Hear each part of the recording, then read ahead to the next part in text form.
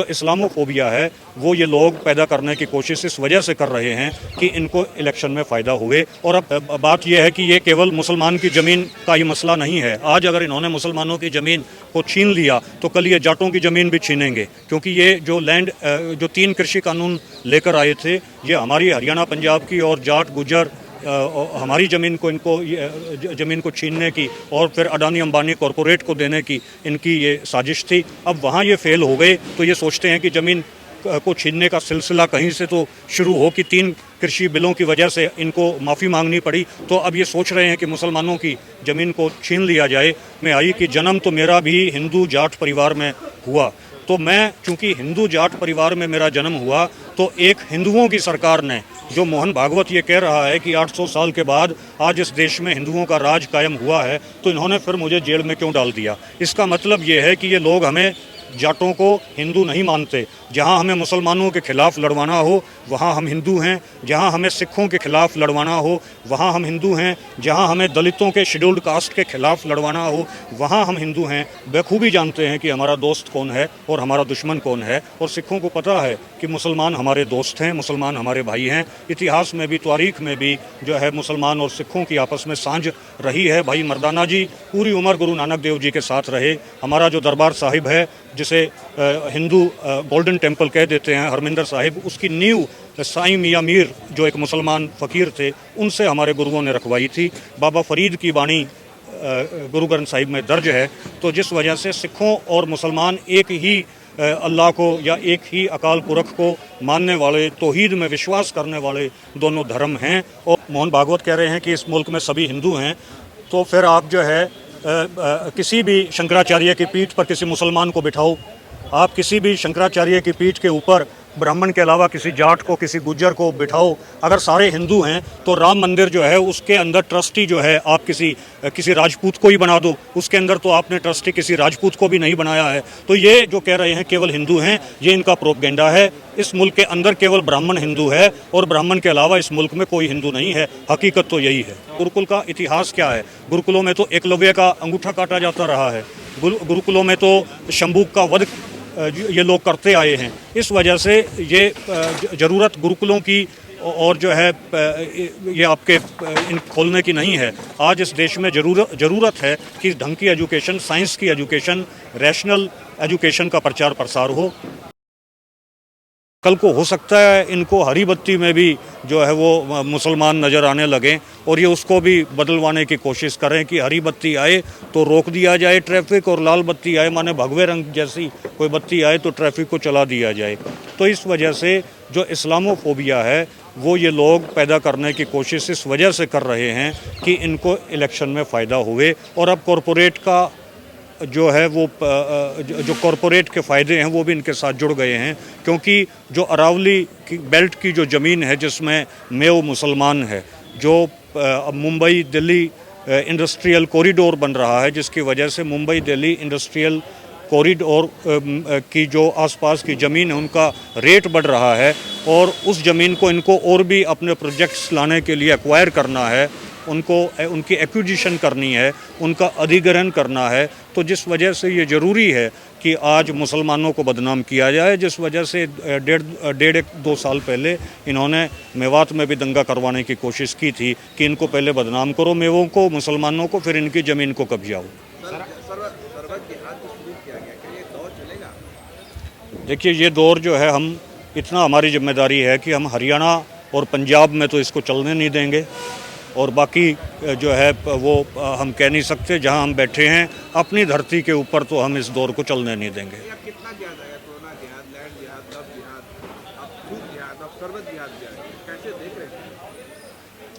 देखिए ये तो कुछ न कुछ जिहाद ये लेकर आते रहेंगे। अब आगे मैंने बताया हो सकता है ये लाल बत्ती और हरी बत्ती का जिहाद भी ले आएँ, तो लेकिन सबसे ज़्यादा ज़रूरी है कि भाई ये जिहाद जहाँ से चल रहा है उस ज्ञान को हमें समझना पड़ेगा, उस बुनियादी बात को हमें समझना पड़ेगा, क्योंकि ये तो रोज़ कुछ ना कुछ लाते रहेंगे। और बुनियादी बात यही है कि ब्राह्मण जो है इस देश में मुसलमान का विरोध करके हुकूमत करना चाह रहा है। आप कह रहे हैं कि ब्राह्मण रामदेव जिस तरह की बात कर रहे हैं, आपको क्या लगता है कि वो यहाँ तक पहुँच गए हैं, अपना जो सामान बेचना है वो बेच? लेकिन किसी समाज के प्रति नफरत फैला के लिए वो कह रहे भाई जो मस्जिद है ये वो मस्जिद बनेगा, मदरसा बनेगा, आप खरीदेंगे तो ये बनेंगे, ये खरीदेंगे तो गुरुकुल बनेगा, आश्रम बनेगा। देखिए, हमारे हरियाणा में आर्य समाज के प्रभाव की वजह से बहुत गुरुकुल रहे हैं, लेकिन उन गुरुकुलों से आज तक कोई एक भी आईएएस ऑफिसर नहीं निकला और उन गुरुकुलों से आज तक कोई भी एक ढंग का सरकारी अधिकारी नहीं निकला। तो फ़र्ज़ करो ये गुरुकुल बना भी लेंगे तो उनसे स्टफ़ कौन सा निकलेगा? स्टफ़ तो जामिया मिलिया इस्लामिया से निकलता है, स्टफ़ तो जो है वो जेएनयू से निकलता है। तो जिस वजह से ये अगर मान लो लाना भी चाह रहे हैं कि भाई गुरुकुल बनाएंगे, गुरुकुल का इतिहास क्या है? गुरुकुलों में तो एकलव्य का अंगूठा काटा जाता रहा है, गुरुकुलों में तो शंभू का वध ये लोग करते आए हैं। इस वजह से ये ज़रूरत गुरुकुलों की और जो है ये आपके इन खोलने की नहीं है। आज इस देश में ज़रूरत है कि ढंग की एजुकेशन, साइंस की एजुकेशन, रैशनल एजुकेशन का प्रचार प्रसार हो। लेकिन सर, संसद में एक बिल पास हुआ है जो अब कानून बन चुका है और जो मुस्लिम समुदाय को डायरेक्ट इफेक्ट करता है। तो क्या आपको लग रहा है कि क्योंकि मुस्लिम समुदाय लगातार प्रोटेस्ट करने की बात कर रहा है, लेकिन सरकार की तरफ से बयान आ रहे हैं कि अगर आप प्रोटेस्ट करोगे, शाहीन बाग बनाने की कोशिश करोगे तो जलियांवाला बाग भी बन जाएगा, फिर इस पर क्या कहेंगे आप, कैसे देख रहे हैं? देखिए, फिर जलियांवाला बाग बना तो फिर डायर को सिखों ने वहाँ जाकर इंग्लैंड में जाकर जो है उसको ठोका था। तो उधम सिंह, सारे ही उधम सिंह हैं, क्योंकि जब मार पड़ती है, जब बाण लागे तो रोष जागे। इस देश का, ये देश अभी मरा नहीं है, इस देश में तो हर एक आदमी उधम सिंह बनने की ताकत रखता है। तो इस वजह से जो है हमें बिल्कुल ये साइकोलॉजिकल वार है, ये डराना चाह रहे हैं, लेकिन इन्हें पता नहीं है कि इस देश में जो लोग हैं, जो ट्राइबल लोग हैं, जो मुसलमान हैं, जो सिख हैं, वो डरने वाले इनसे नहीं हैं। और बात यह है कि ये केवल मुसलमान की ज़मीन का ही मसला नहीं है। आज अगर इन्होंने मुसलमानों की ज़मीन को छीन लिया तो कल ये जाटों की ज़मीन भी छीनेंगे, क्योंकि ये जो लैंड जो 3 कृषि कानून लेकर आए थे, ये हमारी हरियाणा, पंजाब की और जाट, गुजर हमारी ज़मीन को, इनको ज़मीन को छीनने की और फिर अडानी अंबानी कॉरपोरेट को देने की इनकी ये साजिश थी। अब वहाँ ये फेल हो गए तो ये सोचते हैं कि ज़मीन को छीनने का सिलसिला कहीं से तो शुरू हो कि 3 कृषि बिलों की वजह से इनको माफ़ी मांगनी पड़ी। तो अब ये सोच रहे हैं कि मुसलमानों की ज़मीन को छीन लिया जाए।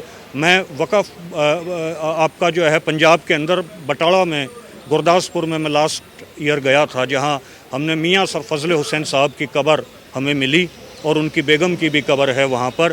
तो वो अल्लाह के कृपा से, फजल से केवल वही कब्र बची हुई है, बाकी पर तो कब्जा हो गया है। तो उसको भी हम लोग रेनोवेट करवाएंगे, क्योंकि बात वो कब्र का नहीं, मसला नहीं है, वो हमारे महापुरुष थे, हमारे लीडर थे, हमारे पुरखे थे, बात वहाँ पर है। तो मेरा कहने का मतलब ये है कि जो वक़्फ़ की ज़मीनें हैं उनके अंदर उन महापुरखों की, उन हमारे लीडरों की निशानियां हैं, जिन निशानियों को लेकर दोबारा से हम जो है इस मुल्क के हुक्मरान हो सकते हैं। तो ये उन निशानियों को मिटाना चाहते हैं वक़्फ़ की ज़मीन को हड़प कर। तो क्या अगर मुस्लिम समुदाय प्रोटेस्ट करता है, सड़कों पे निकलता है, जैसे किसान आंदोलन हुआ, तो क्या सिख समुदाय उनके साथ आएगा? क्योंकि पंजाब में कई जगह पर ऐसी भी चीज़ें हैं, जगह है जो सिखों ने वक्त किए हैं मस्जिद या मदरसे के लिए।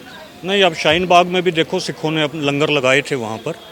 तो सिख एक समझदार कौम है, सिख अपना नफ़ा नुकसान जानती है। और 84 के बाद, 1984 के बाद जिस तरीके से इन्होंने दिल्ली में भी जो है सिखों की नस्ल कुशी की, होलोकास्ट किया सिखों का, उसके और 5 लाख ऑपरेशन वुड रोज़ चलाकर पंजाब में हमारे 5 लाख सिख भाइयों को मारा। तो सिख बखूबी जानते हैं कि हमारा दोस्त कौन है और हमारा दुश्मन कौन है। और सिखों को पता है कि मुसलमान हमारे दोस्त हैं, मुसलमान हमारे भाई हैं। इतिहास में भी, तारीख़ में भी जो है मुसलमान और सिखों की आपस में सांझ रही है। भाई मर्दाना जी पूरी उम्र गुरु नानक देव जी के साथ रहे। हमारा जो दरबार साहिब है, जिसे हिंदू गोल्डन टेम्पल कह देते हैं, हरमिंदर साहिब, उसकी नींव साईं मियां मीर जो एक मुसलमान फ़कीर थे, उनसे हमारे गुरुओं ने रखवाई थी। बाबा फरीद की वाणी गुरु ग्रंथ साहिब में दर्ज है।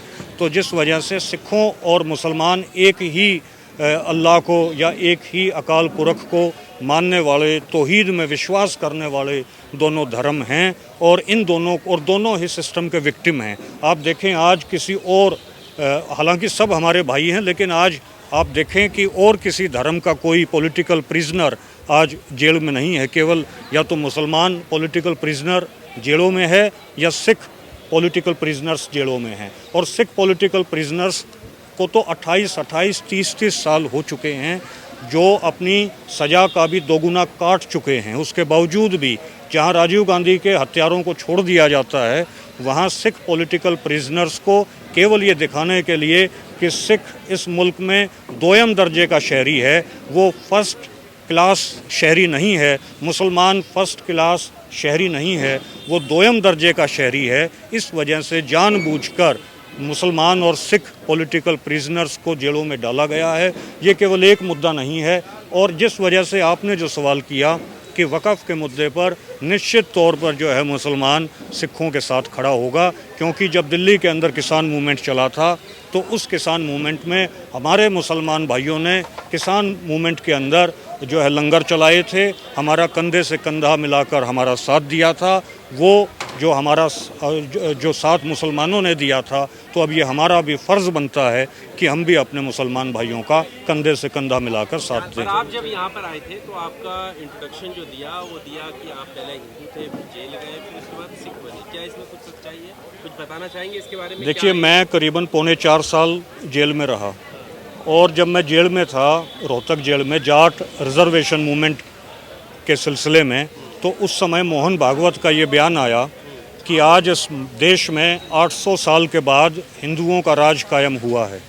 तो वहाँ मुझे एक बात समझ में आई कि जन्म तो मेरा भी हिंदू जाट परिवार में हुआ, तो मैं चूँकि हिंदू जाट परिवार में मेरा जन्म हुआ, तो एक हिंदुओं की सरकार ने, जो मोहन भागवत ये कह रहा है कि 800 साल के बाद आज इस देश में हिंदुओं का राज कायम हुआ है, तो इन्होंने फिर मुझे जेल में क्यों डाल दिया। इसका मतलब ये है कि ये लोग हमें जाटों को हिंदू नहीं मानते। जहाँ हमें मुसलमानों के ख़िलाफ़ लड़वाना हो वहाँ हम हिंदू हैं, जहाँ हमें सिखों के ख़िलाफ़ लड़वाना हो वहाँ हम हिंदू हैं, जहाँ हमें दलितों के शेड्यूल्ड कास्ट के ख़िलाफ़ लड़वाना हो वहाँ हम हिंदू हैं। लेकिन जब हम अपने हक अधिकारों और हक हकूक़ों की बात करेंगे, फिर वहाँ हम 35 बनाम एक हो जाते हैं, फिर वहाँ हम जाट हो जाते हैं या गुज्जर हो जाते हैं। जिस वजह से ये सवाल मेरे मन में आया, ये मेरे दिलो दिमाग में आया कि इस मुल्क में हिंदुओं की सरकार होने के बावजूद एक हिंदू परिवार में जन्म लेने वाले जाट को इन्होंने जेल में क्यों डाला। तो फिर मैंने अपने परिवार की हिस्ट्री को देखना शुरू किया। मेरे फादर का नाम चौधरी सूबे सिंह, उनके नाम के पीछे सिंह। मेरे दादाजी का नाम चौधरी इंदर सिंह, मेरी दादी का नाम राम कौर, मेरी मदर का नाम राज कौर, मेरे नाना जी का नाम चौधरी रिसाल सिंह। तो पूरे परिवार में सिंह और कौर थे। तो मुझे ये समझ में आया, फिर मैं अकेला मनोज कुमार कैसे हो गया। तो कहीं ना कहीं बीच में कोई ऐसी मूवमेंट चली जिसकी वजह से हम लोग बहक गए। मूल हमारा सिक्खी है, जो हमारा असल धर्म है वो सिख धर्म है। वहाँ मैंने ये अरदास की कि मैं अब आज से सिख हुआ, क्योंकि मैं अपने धर्म को पहचान गया हूँ, अपने रियल जो हमारे एंसेस्ट्री है उसको मैं पहचान गया हूँ, रियल हमारी जो लाइनेज है उसको मैं पहचान गया हूँ। वहाँ मैंने अरदास की। तो आपने अकेले ये फैसला लिया, परिवार के साथ आपने? नहीं, उसके बाद जब मैं अपने घर पे आया तो हमारी पूरी जो खाप पंचायत थी, दुवन खाप, उसने मेरा इस्तकबाल किया, वेलकम किया। हमारे पूरे गाँव ने इस चीज़ का वेलकम किया, हमारे परिवार ने इस चीज़ का वेलकम किया। एक सवाल है कि मोहन भागवत पूरा गांव, पूरी खाप, हमारे खाप में 180 गांव हैं। सब सिख नहीं हुए, लेकिन सब ने इस बात का वेलकम किया। लेकिन इतना ज़रूर है, आज पूरा हरियाणा जो है वो सिक्खी के रास्ते पर चल पड़ा है। पूरे हरियाणा के अंदर लोगों को ये समझ में आ गया है कि इन लोगों का अगर मुकाबला करना होगा तो हमें अपने असल धर्म सिख धर्म की तरफ आना पड़ेगा। आप पर भी कहीं आरोप न लगने लगे, क्योंकि ईसाइयों को लेकर, मिशनरियों को लेकर ये कहा जाता है कैसे बहका के फुसला के हिंदू धर्म से कन्वर्ट किया जा रहा है, और आप भी ऐसी बात करें कि हरियाणा इस राह पर चल पड़ा है। देखिए, आरोप प्रत्यारोप लगते रहेंगे, लेकिन जो गुरुओं का काफिला है वो इसी तरीके से आगे बढ़ता रहेगा। अंग्रेज़ जो थे वो कहा जाता था कि वो पूरी दुनिया में उनका सूरज कभी अस्त नहीं होता, उनका सूरज भी अस्त हो गया। और मराठा एम्पायर भी एक बड़ा एम्पायर था, वो एम्पायर भी आज हमें देखने को नहीं मिल रहा। मुग़ल सत्ता भी एक बड़ी सत्ता थी, उसके भी आज हमें अवशेष नहीं मिल रहे। लेकिन गुरु नानक देव जी का बोया हुआ बीज जो है वो गुरुद्वारों के तौर पर और लंगर के तौर पर आज 150 देशों में फैल चुका है। वो जो गुरु नानक देव जी की लड़ाई थी मानवता की, वो आरोप प्रत्यारोप और विरोध होने के बाद भी और इतनी संघर्ष होने के बाद भी आगे बढ़ रही है। तो आरोप प्रत्यारोपों से हम डरने वाले नहीं हैं। सरदार जी मोहन भागवत ये कहते हैं कि भारत में सभी हिंदू हैं, सबको सब हिंदू बताते हैं। और आप देखिए, मोहन भागवत कह रहे हैं कि इस मुल्क में सभी हिंदू हैं, तो फिर आप जो है किसी भी शंकराचार्य की पीठ पर किसी मुसलमान को बिठाओ, आप किसी भी शंकराचार्य की पीठ के ऊपर ब्राह्मण के अलावा किसी जाट को, किसी गुज्जर को बिठाओ। अगर सारे हिंदू हैं तो राम मंदिर जो है उसके अंदर ट्रस्टी जो है आप किसी राजपूत को ही बना दो, उसके अंदर तो आपने ट्रस्टी किसी राजपूत को भी नहीं बनाया है। तो ये जो कह रहे हैं केवल हिंदू हैं, ये इनका प्रोपगेंडा है। इस मुल्क के अंदर केवल ब्राह्मण हिंदू है और ब्राह्मण के अलावा इस मुल्क में कोई हिंदू नहीं है। हकीकत तो यही है। सरदार जी, लेकिन आप कह रहे हैं कि ये मुस्लिम और सिख एक ही है, कैसे? मुसलमान और सिख जो है वो एक अल्लाह में और एक खुदा में विश्वास करने वाली कौम है, और हमारी लड़ाई जो है वो साझी है। ये मेरा कहने का भाव है। जैसे मुसलमान जिहाद करते हैं, सरबत जिहाद की चर्चा हो रही है, जमीन लैंड जिहाद, आपने सुना नहीं? नौकरी जिहाद। नहीं, ये तो जिहाद तो आते रहेंगे जी। अब ये शरबत जहाज भी आगे, ये पता क्या करेंगे, जो लाल बत्ती और हरी बत्ती हमको नज़र आ रही है ना, उसमें भी ये कहेंगे हरी बत्ती मुसलमानों की है, तो फिर हरी बत्ती से आप जा क्यों रहे हो, और लाल बत्ती भगवे कलर जैसी है उससे रोक क्यों रहे हो, इसको भी उल्टा करो। तो इस वजह से ये जिहाद तो है, लेकिन इनकी जो बुनियादी बात है वो यही है कि ये ऐसा करके इस्लामोफोबिया पैदा करके कॉरपोरेट की सेवा करना चाह रहे हैं और इस देश में ब्राह्मण राज कायम करना चाह रहे हैं। शुक्रिया।